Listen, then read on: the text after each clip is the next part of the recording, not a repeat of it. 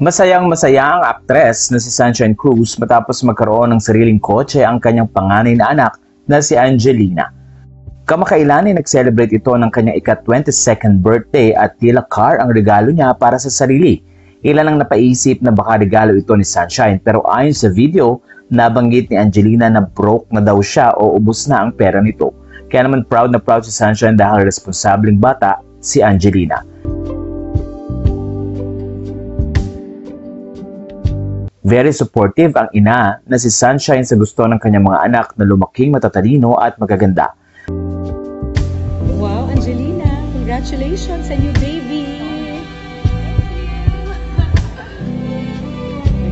Samantala, natuwa din ang mga netizens nang makita nilang buo ang pamilya ni Sunshine sa nakaraang birthday celebration ni Angelina.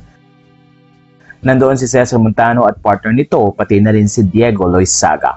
Ilang mga kaibigang artista naman ang bumati ng happy birthday kay Angelina tulad ni Rufa Gutierrez, Claudine Barreto at Carla Estrada. Narito ang highlights ng nasabing birthday.